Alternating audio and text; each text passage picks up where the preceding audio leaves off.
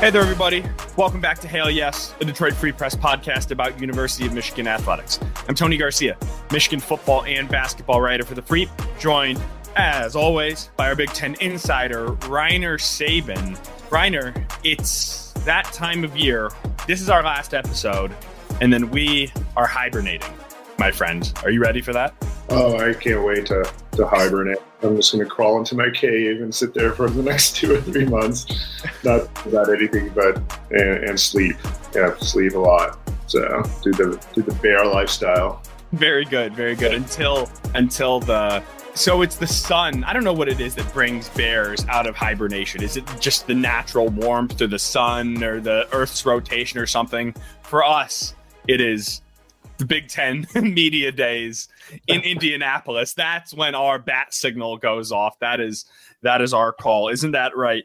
As we bring in Andrew Burkle, who has one ear on the podcast and then 2 hands, 2 eyes, and the vast majority of his brain attention on a rapidly rising or approaching print deadline. We don't know why, but the print deadline has been moved way up today. So a lot of focus on that. But did you guys see that bear hanging out in Ludington the other day? Ludington, Michigan?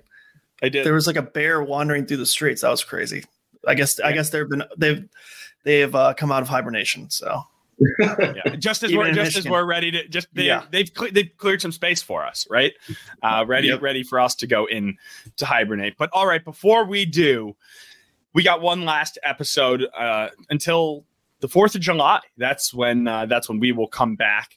But until then, we figured that there's no better time to look at our 5 remaining questions for the Michigan football season, because a lot of the T's are crossed and I's are dotted of the offseason. And really, much of that happened this last weekend, Reiner, when Michigan in 72 hours signed 4 defensive backs. And earlier in this offseason portal season, they added a couple wide receivers as well. So I wrote a little bit on Freep.com earlier this weekend about what the 2 deep looks like now. So you can go check that out. But Reiner, as we were saying, we still have we know a good amount about this team, but we still have questions about what it will really look like, what will be happening when they kick off under the lights August 31st against Fresno State. So we just put together our top 5 remaining questions going into the summer. And that's what the show is about. So without any further ado, everybody knows where number 1 is. And just because you know what's coming doesn't mean it's not the number 1 question facing this team. It's the quarterback. J.J. McCarthy is gone. The best quarterback in the history of Michigan football. It's the most talented at the time of college, the most decorated, the most winning, probably the most trustworthy. I mean, you name it. J.J. McCarthy had Michigan's offense in a place of comfort. I think you could say that no quarterback has ever had them at before. That's gone now. What does the quarterback position look like this year, Reiner? Yeah, I mean, it remains to be seen. I think it's going to be quite a big departure from what Michigan got used to with J.J. McCarthy over the last 2 seasons. They're not going to necessarily have that dynamic playmaker or kind of a person who's just consistently good from one game to the next. I mean, there might be a lot more ups and downs as the season progresses. So, the question is who that person is going to be. And, again, there's 5 people competing, realistically probably 4, excluding Jaden Davis. I don't see him necessarily being the guy as a freshman. So, and then you probably can even narrow it down further after Denegal's performance in the spring game. So it's so it's probably a battle between Alex Orji, Davis Warren, and Jack Tuttle. And we didn't get to see Tuttle during the spring game, and Alex Orji, hasn't thrown much at all. Primarily been used as a runner, and so it remains to be seen how he can function as a quarterback on a down-to-down basis, throwing the football. We saw a glimpse of it in the spring game. He threw 18 passes, completed 13, but a lot of them were kind of in the short to intermediate range. There was nothing downfield. So, yeah, there's some serious questions at quarterback going in, and it remains to be seen how they they handle that position. Yeah, I don't know, Reiner, if there was a pass that had more than 10, 12 air yards on it that was complete, right? Certainly nothing downfield. I mean, Davis Warren did throw a deep ball to Kendrick Bell, but we're talking about Orji, obviously. And so, yeah, so the main question, as I've sort of been saying this offseason, or my thinking has been, it's really going to be which way, and we're going to talk about what a Kirk Campbell offense will look like in a little bit, but I think it's going to be a lot about what they want this offense to look like, because they can go two different routes, right? They can go Alex Orji and have someone who's a little more mobile, has, I think, to say maybe the highest ceiling, but I don't know if you could get to that ceiling this year just with still being raw, not a ton of actual college experience. Or do you go with someone, in my mind, I think it's more like Jack Tuttle, who is not going to the NFL and does not have all this untapped potential as far as ceiling, but he has been around the block. He's been around the block 6 times. This is his 7th college football season, right? And he was the understudy for JJ last year. He did look mobile when he needed to extend plays, and just look at his stats, right? 15 of 17 for 130 some yards and a touchdown. I mean, that's like an average of 5, 6, 7 yards a pass, but that might be what this Michigan offense looks like. Just protecting the ball, staying in third and manageable, getting in staying ahead of the sticks, getting in positions where you can consistently convert. So I think those are, those seem to be the two options, right, Reiner? Am I missing option 3? I mean, I was impressed by Davis Warren's ability to throw the ball, and he might be in the mix, but I just don't know that I see Davis Warren winning this job. I don't know. I mean, I think that there's a possibility that Davis Warren could be the guy. I mean, and the few glimpses that we've seen of him, he can function pretty well, and he has pretty decent arm talent. So, I mean, I think I could actually see him doing that. I mean, and given the options that are available, the question is like, to me, he feels, Reiner, I want to hear to me, he feels like splitting the middle, right? Like if you're going to go safe, go all the way with Tuttle. And if you want someone who can really be dynamic, then maybe you go with Orge. I like Davis Warren. Actually, I mean, we had a really nice day he's a great kid. I shouldn't say kid, young man who's overcome a lot with his cancer. I mean, if anybody doesn't know, I mean, he goes to the hospital. He does not miss a month, maybe every couple weeks. And I mean, he has very close relationships with a lot of the patients there. I mean, I spoke with some and their families just after Michigan won the national championship. He was one of the 4 or 5 players to go with Jim Harbaugh this year. So, I mean, he's a leader. He's a great guy. I don't want to say, I do not in any way want to disparage Davis Warren, but I don't know if he has the same experience as Tuttle, or if he has the same upside as Orji. Well, I don't know. I mean, people are forgetting that Jack Tuttle gets injured a lot, or has had an injury history here too. And durability is a question. You're not going to want to have to account for that before. I mean, again, there's times when that could be really disruptive to an entire offense to have somebody who maybe can't make it week to week. And so like that's a question with Jack Tuttle that you might not face with, the other 2 options. And the other thing is, Michigan's rebuilding the entire offensive line. They could have some serious pass protection issues. That's where the Alex Orji thing comes in, I think. I think they were going to want to probably have a mobile quarterback, at least early on, or somebody who's really can identify pass protection and be able to set that up. Who do you think would identify pass pro the best? I think probably. I don't know. I can't say. I mean, I don't know how Orji handles the offense versus Davis Warren or Jack Tuttle. You would assume the player with the most experience would probably know how to do that, which would be Tuttle.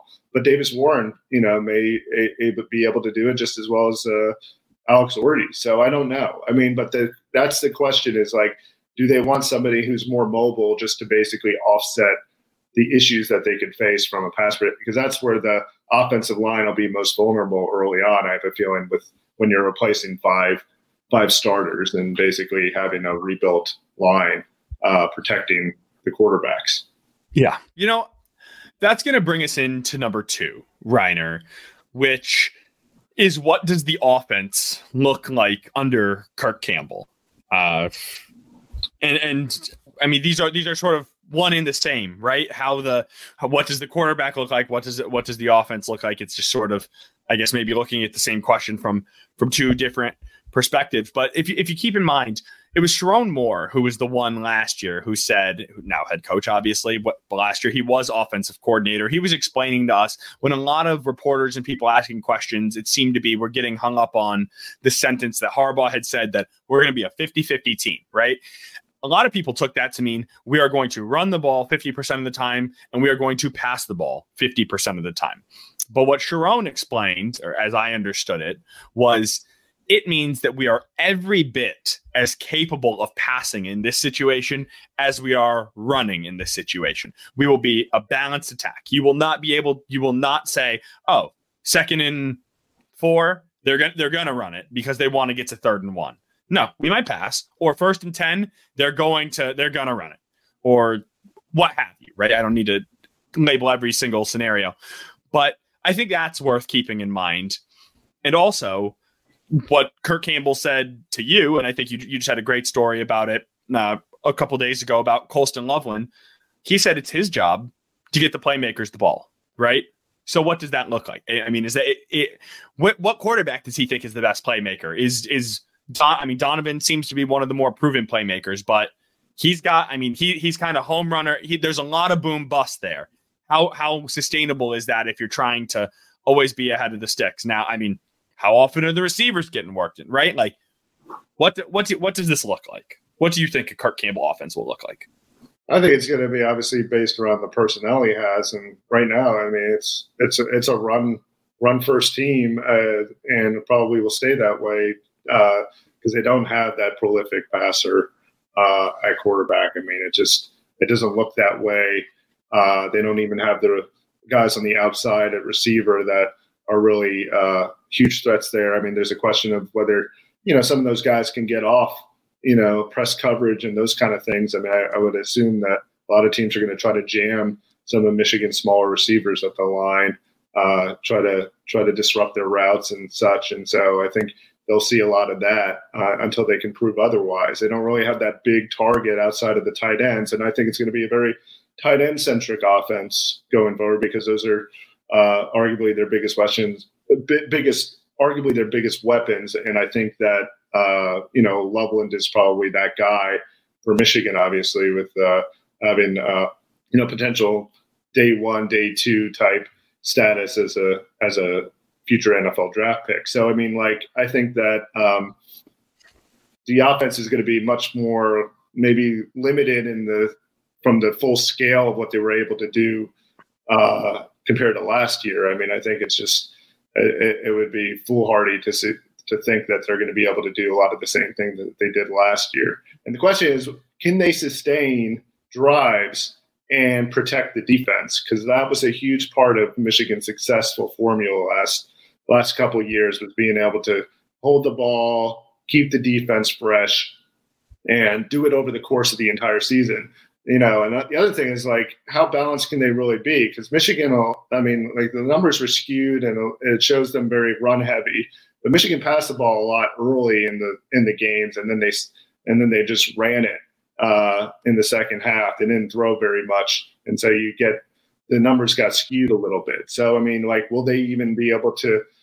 Will it be reversed if they're in situations where, again, they fall behind early and they're going to have to throw to the pass? And that's how 2020 ended up playing out, because they got in early deficits. They kept on conceding the first score in every game of that year in 2020.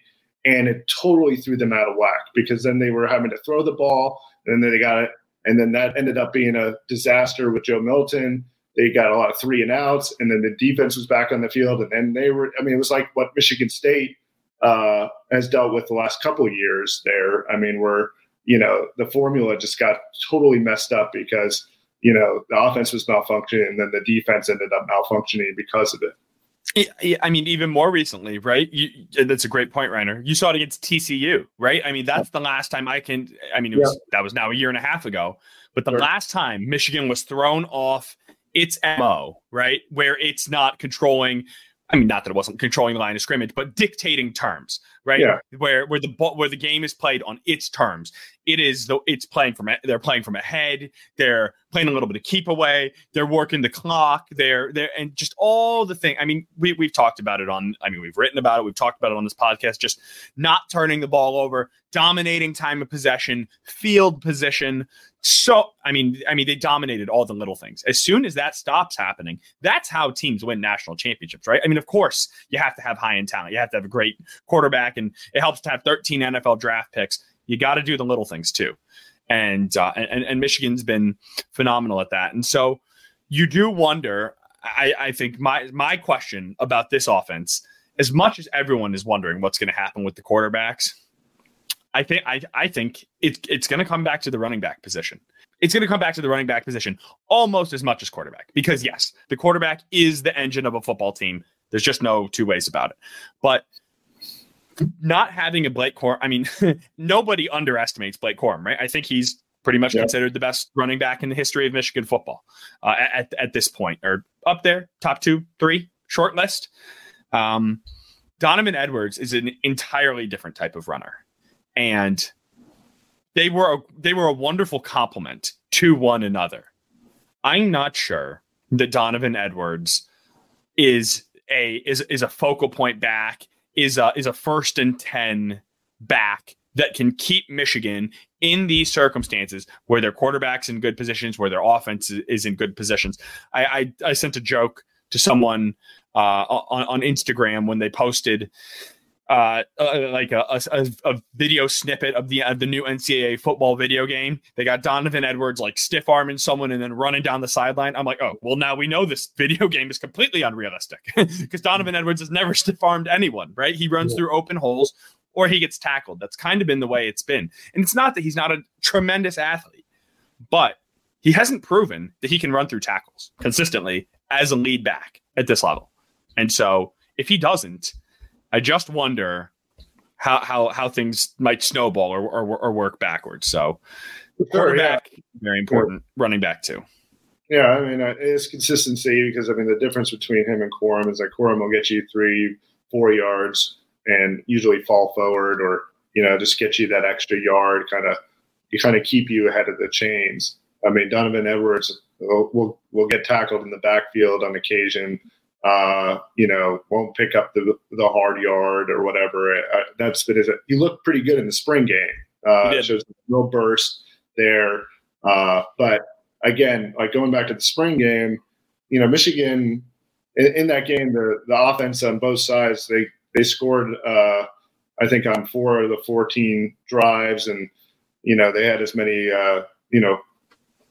possessions end on the turnover on downs as they had scores. And it just, it's hard to assess that because, again, the teams are split and you're not getting a full picture of what the offense looks like.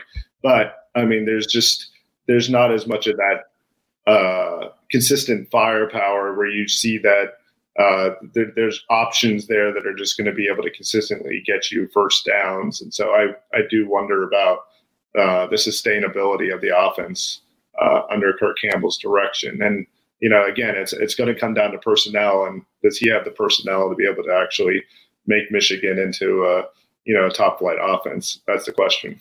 It is. Just for one more number, Blake Corum last year ran 258 times. He had 75 first downs. Donovan Edwards ran 119 times, so a little less than half, about 40%.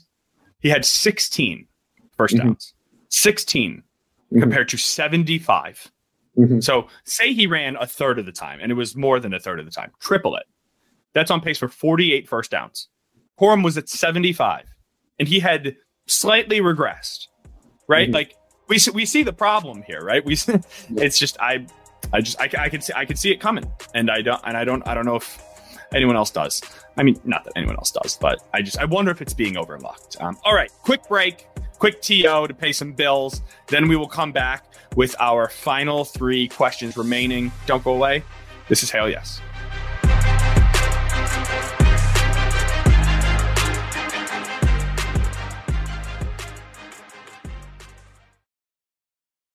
Welcome back, Reiner. Question number 3 remaining that we have for the Michigan football team as it approaches the 2024 season.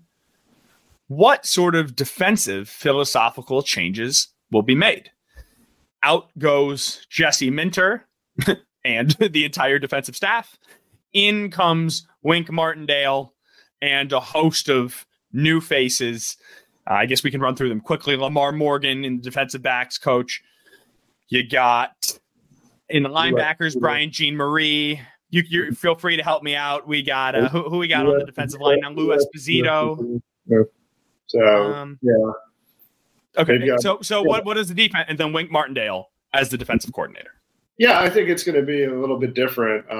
Again, Jesse Minter ran kind of more of a mix of zone and man with definitely lean towards more zone coverage. And then he also ran a lot of simulated pressures, pressures that are designed to look like blitzes, but really aren't. You're only sending 4.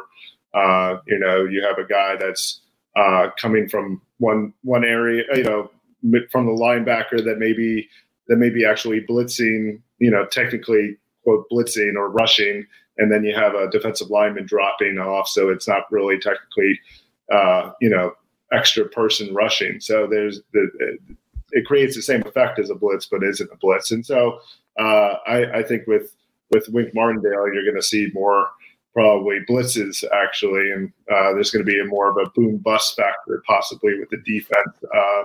The other thing that I would wonder about is just again the depth of Michigan across the board. Last year was an incredibly deep defense.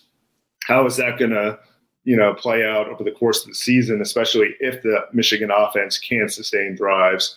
Is that going to have a cumulative effect towards the end of the season where they get worn out a little bit more than they did last year? Last year they played 60 plays per game, the defense, which was like the fewest in the entire Power 5. So they were really well rested during the course of the season.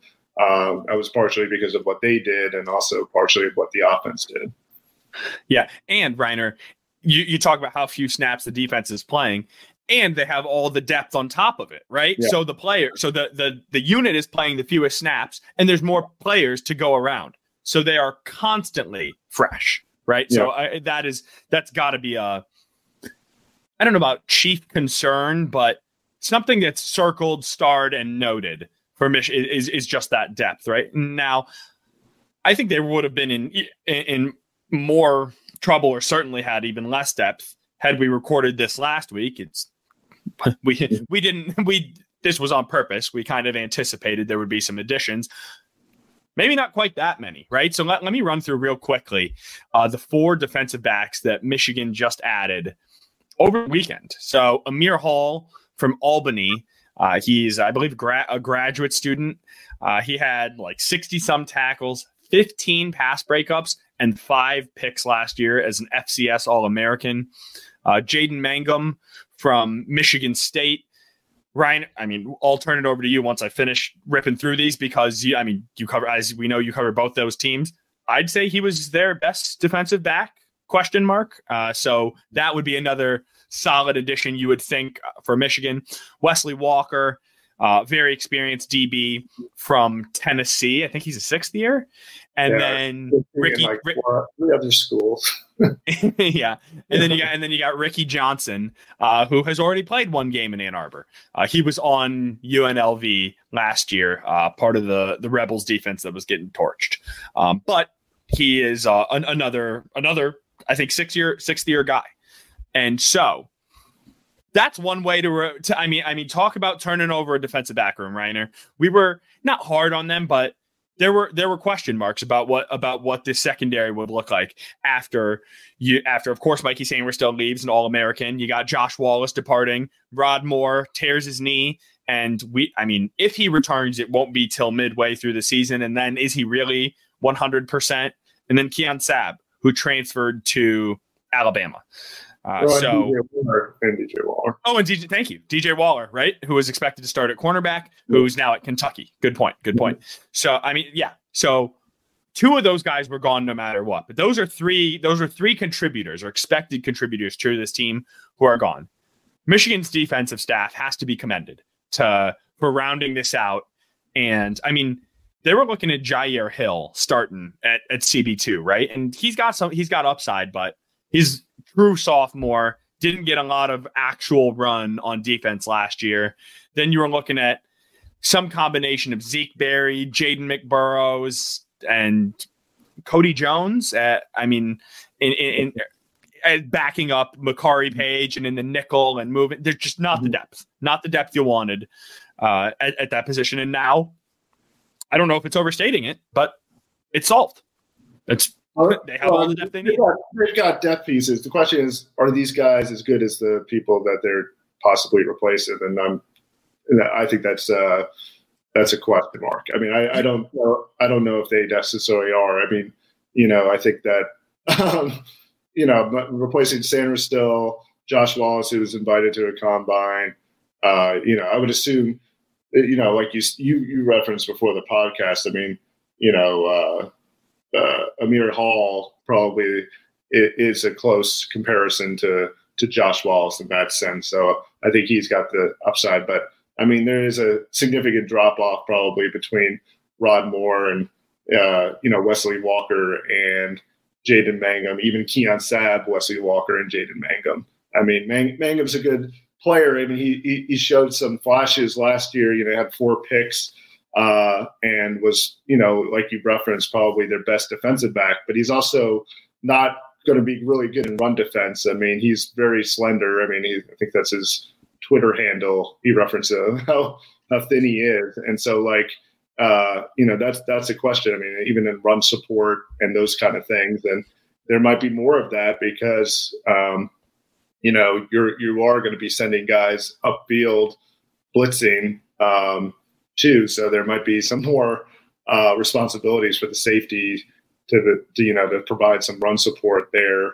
In case teams decide to drop in a draw play or whatever, off of a blitz. So yeah, I mean, there's going to be some question marks there. So I'm a little bit dubious about some of this stuff that they have from a personnel standpoint. I think they've got to resolve quite a bit, and they'll have training camp to do that.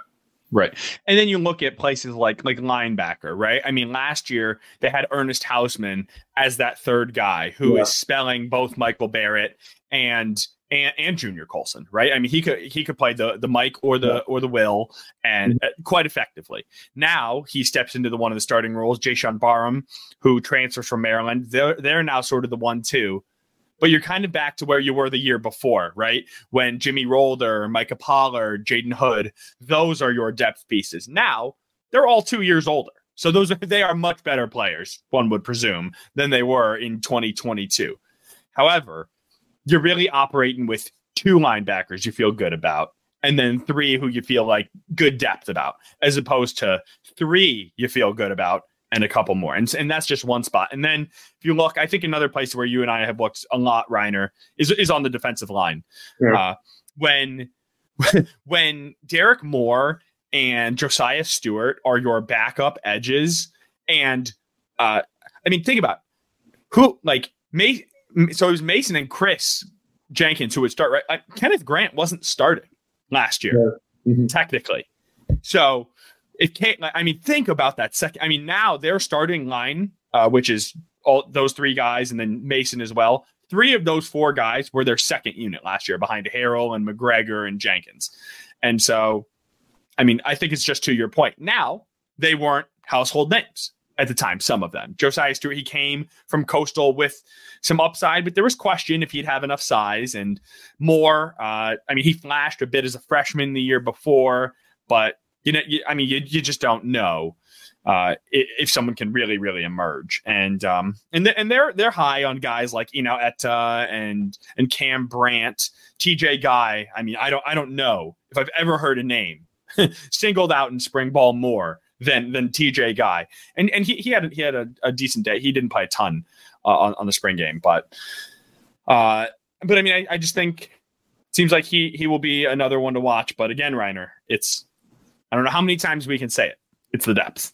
Yeah, the depth is probably the biggest question mark. I mean, with the defense, and again, some of the philosophical changes too. I mean, it's again, if they're putting more on the corners, if they're going to play more man, that'll be interesting to see. I mean, I don't have no concern about Will Johnson, but maybe on the other side, I mean, and also in the nickel spot, I mean, what that would look like. I mean, I don't know. I mean, there's questions when you don't have that depth and the replacement player isn't quite as good or experienced as the person that you're replacing, and it ends up becoming a potential concern.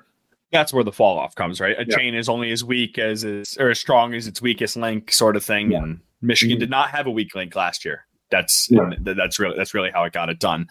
That brings it to number 4, Reiner.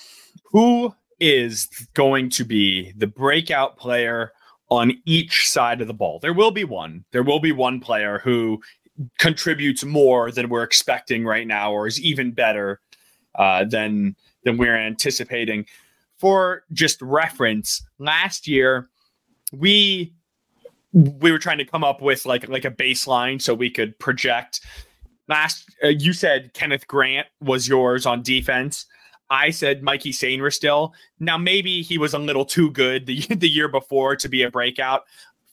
I just took it as he took that next step. He went from a starter to an All-American. Because, I mean, the reason he came back to Michigan was to improve his draft stock. Yeah. He did not get the grade he wanted. He wasn't top 5 nickel. He wasn't a top 60 player. And those are the numbers he wanted to get to. Sure enough, that's exactly what he did. And then on offense, I think we were in lockstep with Roman Wilson, a guy who had who talented, upside, but hadn't put it together. Leading receiver, what did he finish with? 11 touchdowns? I think he had the most receiving touchdowns for a receiver since, I didn't look, it might be Mario Manningham, I believe. He had one of the best receiving seasons for Michigan wideout in a decade plus. So with that as the background, Reiner, we'll start on defense. Who is your defensive breakout player to watch? I'm going to go with Josiah Stewart just because he came on really strongly at the end of last season. You particularly saw him flash in the Rose Bowl. I think he got 2 sacks in that game. But, I mean, he's really started to put it together, and having talked to him after that season, he kind of talked about just kind of finding himself at this level, going from, group of 5 to top flight FBS program and competing at that level and find himself in the defense. So I think, he'll have a lot of opportunities, especially with Wink Martindale's aggressive defense. So I could see him rushing upfield a lot and creating some havoc there, especially playing off of both Grant and Graham at the defensive tackle position. So I could see him piling up some sacks for Michigan. That feels like a really good choice. Just he's sort of proven it to himself, right? Kind of like what Sainristil did the year before. Yeah. Making a jump, making a switch, a lot to like, figuring it out, and now we go boom, right? I could see that for sure. I'm going to stay on the same side of the ball. We're doing defense right now, so obviously. Let's do a new face. I just mentioned him briefly. Jayshon Barham, the transfer linebacker from Maryland. If there will be more blitzes, some of them will come from the linebacker, right? I mean, if you looked at the linebacker stats last year, Junior Colson, I think he led the team. Can't quite remember how many tackles, 70 some tackles or so. I don't know if he had one for loss. I don't believe so. Maybe 1 or 2. He did not have a sack. That was just not the linebacker's role last year, right? It was the big boys eat up blocks and the linebackers get downhill and hit you a yard or 2 behind the line of scrimmage. That was sort of the MO. Barham can do that. He can also he's pretty good in pass coverage, as we saw firsthand at Maryland last year when he picked JJ off in the end zone. He can go sideline to sideline. And there's always good football players at this level. You can just kind of hear it in coaches' voices, right? When there's something a little different.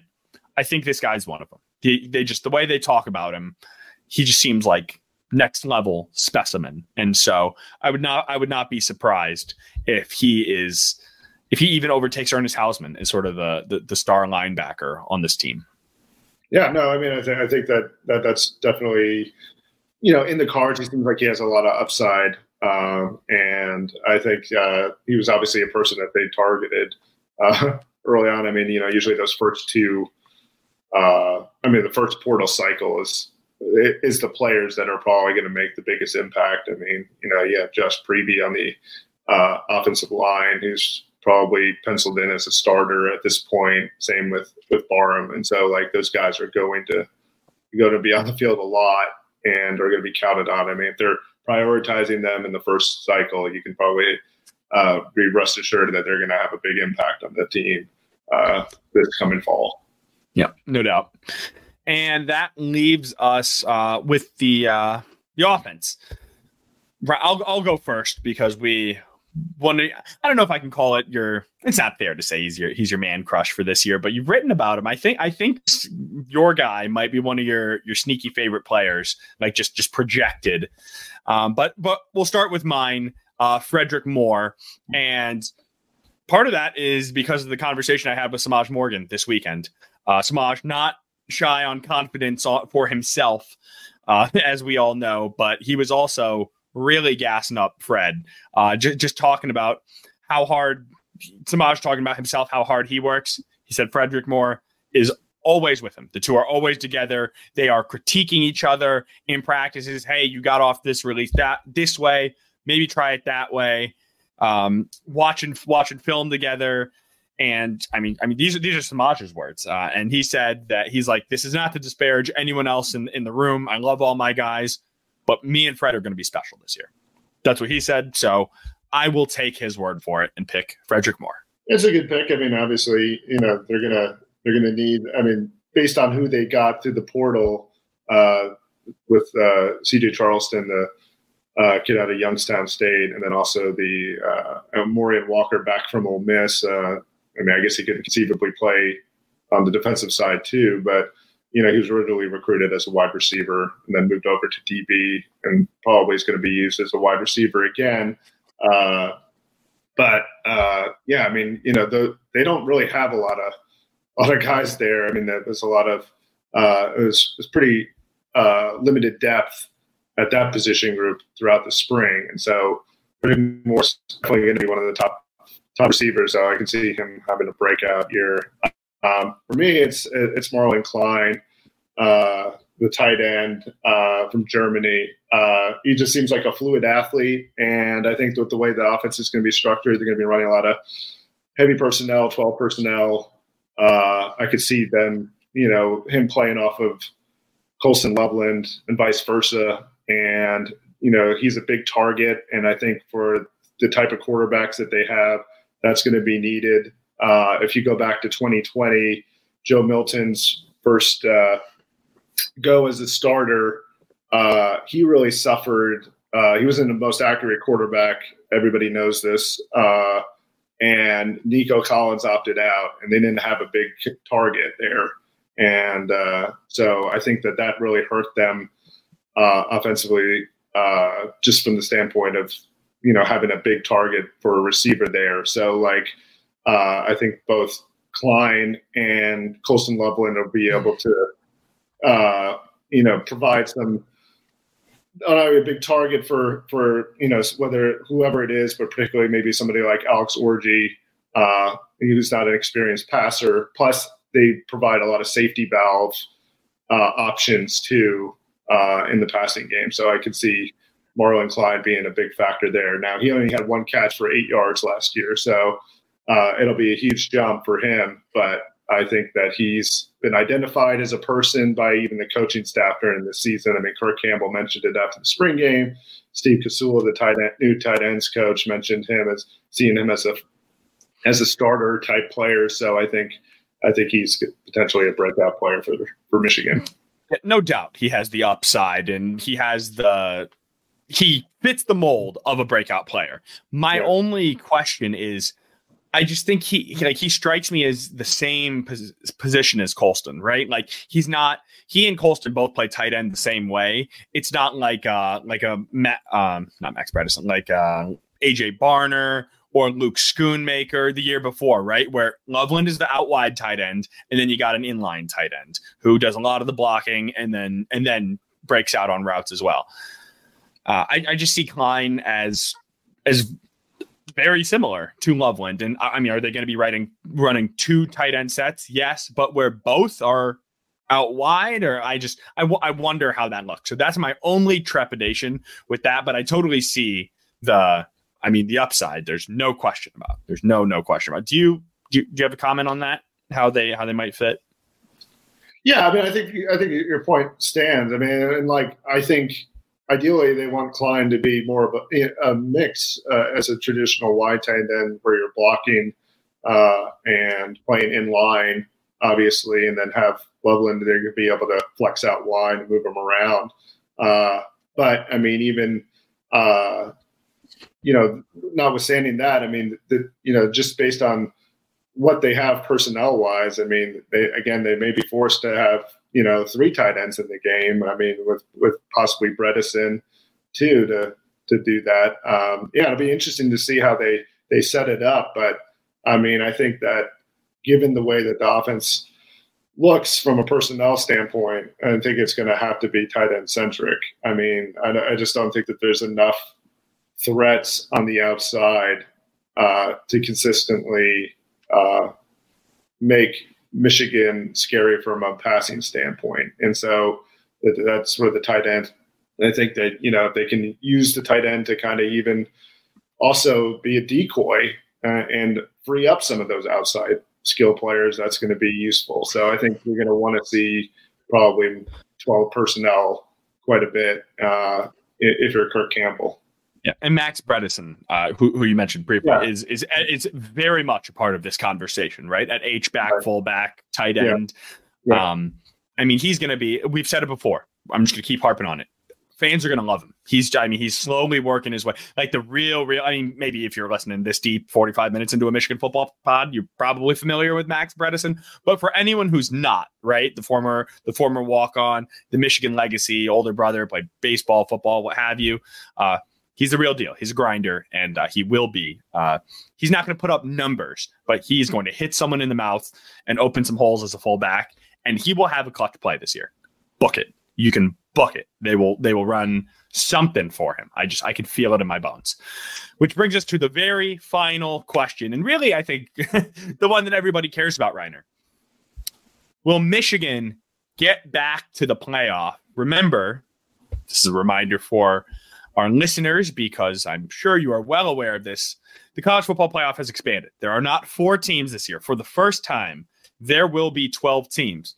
And for what it's worth, Athletic Director Ward Manuel is the College Football Playoff Committee chairman. Now, that does not mean he gets to just put Michigan in, but you bet your ass that Michigan's voice will be heard at the table, I think you could say. So, Reiner, in or out of the CFP for... this would be number 4. Would be a 4th straight season. Yeah, I think it's going to be very hard for them to get back there just based on the schedule. I mean, they don't have the easy non-conference schedule. In fact, Fresno State's going to be a challenge right off the bat. Everybody's circling week 2 with Texas, but I think week 1 is going to pose a significant challenge too. I mean, Jeff Tedford is a really good coach, and that team is going to come ready to play, I think. And they've got some decent personnel back themselves. And so, but when you look at the schedule, I mean, there's not a lot of gimmies there, and they're going to have to fight it out with, teams like USC, Oregon, Washington, and then of course, Ohio State. I mean, that is a really tough schedule. And then you add in the fact that they, lost somewhat upwards of 20 guys when you factor in, also Rod Moore and Keon Sabb being, not available this season. Keon Sabb is obviously, out the door, playing for Alabama, and then obviously Rod Moore with the knee injury. So he's sidelined for the foreseeable future. And so I mean, there was so many personnel losses, and, again, you have the question at quarterback. I mean, do they have, a winning level quarterback, a top flight quarterback? And so I think, they're probably on the edge of the playoff conversation, but to say that they're going to be in, I think it's a bit of a stretch, given all all the things that are kind of working against them that they didn't have issues with last year. That all feels fair. But here I am going to go ahead and stretch. I will say that Michigan does get back into the college football playoff because of, I mean, this might seem counterintuitive. Yes, they will have losses, but that strength of schedule is going to help them, right? If they can go 9-3, I think they get in as the 11 or the 12. I do. You'll have 2 good wins. You'll have the brand. You'll be the defending national champs.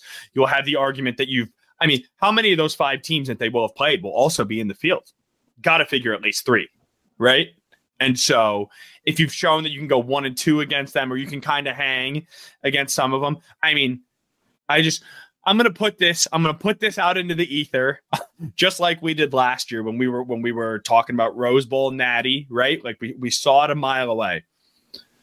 Ole Miss, the 5-12 matchup at the Grove. You've probably gone. Have you gone to Ole Miss? Yes. You've gone to Ole Miss. How many times have you gone to Ole Miss? Like 3. 2 or 3. Too many to count. That's insufferable. You're insufferable. Actually, one time as a fan, and randomly met John Anderson. It was at Missouri. Sports Center, John Anderson? John Anderson, yeah. It was like, but it was like Ole Miss, Missouri back in 2007. Soldier Boy was the thing. I remember at the library going there, and they have a square down there. It's fun. It's a great tailgating environment. Totally unique. Called the Grove, right? Yeah, the Grove. Yeah, it's totally unique. Yeah, I mean, it's like everybody's dressed to the nines. It's kind of like a pageant, for like a lot of the co-eds and such, and so it's pretty cool. Yeah, that's what I am manifesting for this year. I want to go to an SEC school. I mean, Ole Miss would be fine. LSU would be cool. I mean, Bama, sure, why not? But we just saw him play Bama. But I'd still love to go to Tuscaloosa. But the idea of because Michigan would never play an away game at an SEC school, right? So just the chance to get to go see it, to see something like that'd be pretty fun. I think Michigan fans would like that. I mean, they'd prefer to host, right? But I don't know that we see that in the cards. It would be fun to go to a playoff game again, in a different region of the country for sure. I mean, but yeah, I mean, it'll be interesting. I mean, I don't think the Grove will be quite the same atmosphere in December as it would be in September when I went there for I wonder, but when you consider the added stakes, right? And isn't it still nice in Mississippi? It's probably like, what is it, in the 50s? Nice, but I mean, like, the feel of it looks different. I mean, the grass is dead and trees are, leaves are off the trees, and it has that kind of winter feel to it with a little. I mean, obviously more temperate climate, but I mean, like, going back to the, I could see them. So, getting in, I guess, possibly based off like what you said, or like a 9-3 record, and all the losses are good losses. But I mean, the optics will come down to what they do in the Ohio State game. Now, I mean, like, they play them close and lose, that's one thing. But if they get blown out, that's or if they win, that's they probably punch their ticket to the playoff.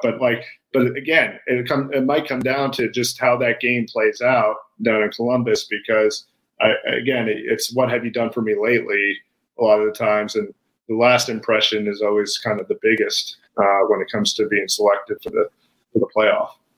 Style points may matter. It will matter when you don't have. I mean, Michigan's got to get everything it can behind it, right? When you're not looking. I mean, last year. We were just booking our tickets, right? Like it felt, if they weren't there, it would have been a huge disappointment, right? It's different this year, but the path is there. And they can get it done. That's going to do it. That will do it. Would you look at the time? Thank you, everybody, for hanging out with us today and really all season, all academic athletic year, the 2023-24 academic season, the first year for Hail Yes officially in the books. Andrew has walked off screen, but he'll hear this at the end and hear me thanking him as well. Again, like we said, Our print deadline was moved up 7 hours. That never happens. He's one of our main editors, so he now has to scramble. Yeah, I don't know how much else there is to say other than we hope everybody enjoys their summer. Memorial Day coming up. We got 4th of July coming up, and then after that, that's when we hit the ground back running again. June. We'll be busy. I mean, always stay tuned to freep.com. Busy-ish in the recruiting world, I should say. I would expect a handful of incoming like seniors and to pledge to Michigan. There are camps coming up. Will Johnson has one. Donovan Edwards has one. There's one at Wayne State in about 9-10 days where both Sherrone Moore as well as Jonathan Smith and the vast majority of the Big Ten coaches will be there. Spoke to James Franklin there last year, as well as PJ Fleck. So Reiner's boys, I mean, he already had dinner lined up with them ahead of time. But so Reiner will help introduce me. But I think that's enough butts. I think that's enough information. Everybody enjoy. Thanks to our editor-in-chief, Nicole Avery-Nichols, our sports editor, Kirkland Crawford, who, we're just going to leave that there. Our audio engineer, Robin Chan, and Reiner and Andrew. A wonderful team. They all make the show go. Thanks, everybody. Have a wonderful summer. We will talk to you in July.